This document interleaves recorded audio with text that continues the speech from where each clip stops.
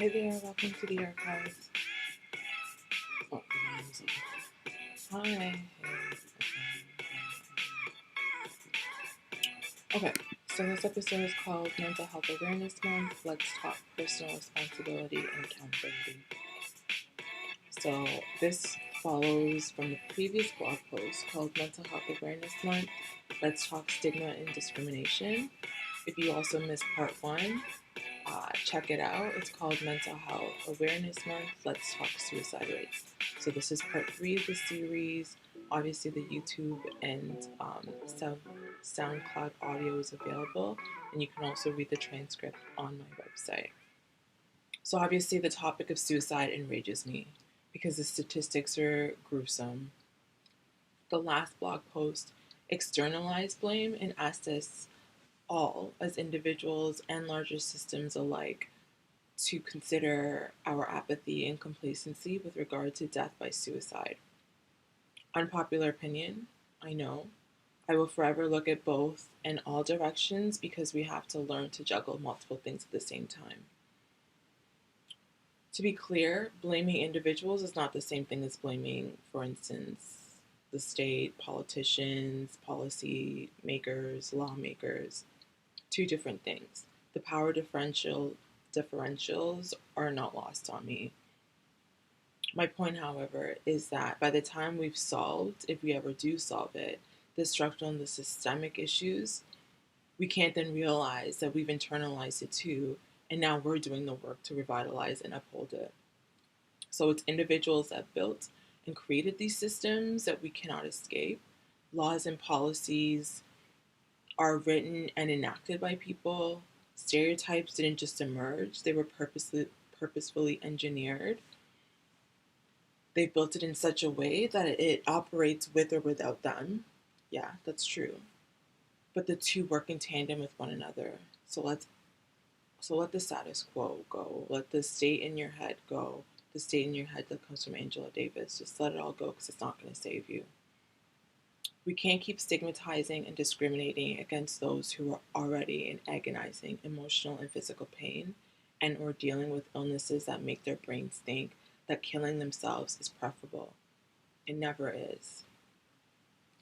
While we are told that so-called normal brains don't do this, we have to also consider this as a rational, self-protective, and adaptive mechanism to feelings of extreme powerlessness and hopelessness. I'm not the first or the only one to suggest this. Sure, there's chemicals and hormones that get thrown off, neurotransmitters set off and fire abnormally. And also, if your brain perceives a sense of stress and threat or danger, whether it's real or imagined, for prolonged periods of time, at some point it will trick you to believe that escaping literally means death. At some level, excuse me, at some level, when you find out what people have been dealing with and enduring in silence, it kind of sort of makes sense that they wouldn't want to experience that pain any longer. The issue is that there are alternatives to moving out of that pain that doesn't have to result in suicide. There are other avenues. There always are. Even when the channels lead to roadblocks, don't give up. It might not get better. I would love to say it's going to get better. It might not ever get better. It hasn't for so many people. But you never know if you die, right? Living is a gamble that way. Take the risk and try. At least that's what I'm telling myself these days when it feels too hard and unbearable. Just one day at a time. Tomorrow is never promised anyway. We may die of natural causes. There are so many things going around right now. Just stick around and see how it ends. The world is mad evil right now. So my natural inclination is to not stick around and see how it ends. I'm trying to rewire my brain to give hope a chance. So I'm recognizing that we have that agency to choose from. That brings me back to blame, responsibility, and accountability. So the fact of the matter remains, as others rightfully attest, in some cases, not much can be done to prevent suicide, as hard of a pill as that is to swallow. All the support, love, and care are extended, and no one is to blame. Personal accountability has to be exercised. You can bring a horse to water, as the saying goes, but you cannot force it to drink. And again, I'm not saying that people with mental illness are horses. Like, don't they call them horses? Shut up. That's not it. It's a saying, right? You can bring somebody to do something as much as you want, but you cannot force them to take the action that they need to take for themselves. So, all of it, this ends. With that in mind, this post takes a departure from the last one to address um, personal responsibility, self accountability, and agency on the part of folks that are living with mental illness, struggling with suicide ideations, because there are measures that we can take to live safer lives that consider prevention rather than waiting for crisis and reaction. Here, I also want to address the weaponization of suicide too. It's important to note that some people will threaten to kill themselves as a manipulative tactic to get what they want, to control others in abusive relationships, or to give away their power and expect others to be responsible for their lives. So I'm sure you've seen the shows or the movies that frame suicide in some of these problematic ways, right? If you leave me, I'm going to kill myself. I can think of 13 reasons why. For example, there are a host of other, you can look to in the media. So, as individuals and communities, we have a personal responsibility to ensure our own and each other's survival. But increasingly, it gets harder and harder to take care of ourselves, let alone each other. We are seeing what happens, especially with COVID-19 pandemic. We're seeing what happens when we're all too traumatized and inundated with difficult emotions to show up for one another meaningfully. More of us know what happens when we are affected, when we're too affected to show up for others, how they need. It's become a new normal, recognizing that others are too debilitated by their own stuff to show up for us how we need. We saw what social isolation and being in the house all the time, that it takes a toll on our mental health. The pandemic showed us that. Emotions play a crucial role in our day-to-day lives. And the bottom line, at least what I studied and what I found, the conclusion I came to in my work, was that when we're all affected, when we're all at our most affected state, we're more likely to be on our worst behavior. We're less likely to be able to show up in solidarity for others. It's very difficult to show solidarity, to show love, to show compassion, to extend yourself to another person when you yourself are depleted, or when your own nervous system is not regulated, when you are losing it and unable to keep it together. At least that's what I found in my research. Yours is different. Great, let's share. Let's talk about it. People are burned out, right? They're overworked. They're underpaid. Mothers, and thinking about single mothers especially, I've been seeing a lot of social media posts around mothering. Considering my own fertility and recognizing just how hard mothers work, fathers as well too, obviously, and just caregivers in general. They're doing the best that they can to raise their families. They're worn and stretched out. Individualistic societies that we live in, especially here in the West, put a lot of pressure on people to overperform with very little resources or time to even decompress. It's just go, go, go, hustle, grind, grind, grind. Like, how do you really care for yourself and others in that kind of a toxic culture? We can't be everything to everybody, and boundaries are necessary.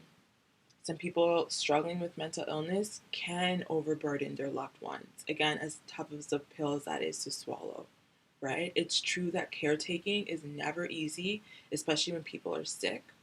Caretakers burn out too, and they are underappreciated, overworked, and hardly ever paid, if at all. Furthermore, symptoms like irritability, mood swings, restlessness, erratic and aggressive behavior, admittedly, they can distance people from their loved ones. It can be hard to love people in general, but especially those who have minds that deviate from the so called norm. I would be remiss to not address these intersections, right? So people get cut off on purpose. People get cut off. People get cut off on purpose because of their bad behavior, violated some sort of community standard somehow. Others are made fun of and dragged because they did the same in the first place initially. And in some cases, they're deserving of the counterattacks. We have to be honest about that. Some things are just plain funny, even if it hurts other people's feelings. We can't and we won't like everyone, at least not all the time. And we will not care for our when our enemies are in crisis. Like, you're not going to care about somebody who you dislike or hate, even if they're struggling with mental illness. You are more likely to stigmatize and discriminate against them because you simply don't like them. Everything they do irritates and annoys you. So,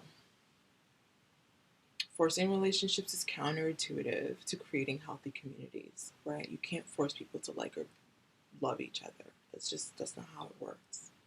It would be great, but that's not how it works. All of these factors come into the equation. So these sides and these angles are just as equally as important as the arguments that were made in the previous post. None of this is easy to digest. None of this is neat and binary. The entire picture is actually quite convoluted. So if you are struggling with mental illness or mental health issues, reach out and seek professional help, right? I've heard folks saying, like, your friends are not your therapist. Your partners are not your therapist. Seek professional help. That seems rather simple and like as a simple request to ask.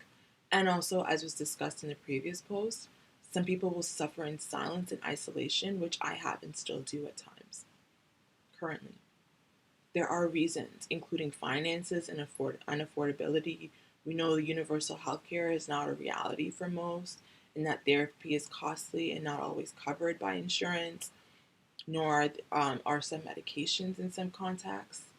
But there are a lot of free resources now, especially online, from crisis hotlines to Facebook groups, meetups, message boards, social media networks, and virtual therapy. I'm also loving on social media right now that a lot of therapists are giving us great and free content on TikTok, on Instagram, on different platforms. They're providing a lot of their knowledge that they learned from psychology and offering that up to us as community, which is really helpful, especially when you're sorting through your own stuff. There are mental health apps. There's so many different ways. There are enough resources out there to share. People are sharing their testimonies and their stories on YouTube, for instance. I could go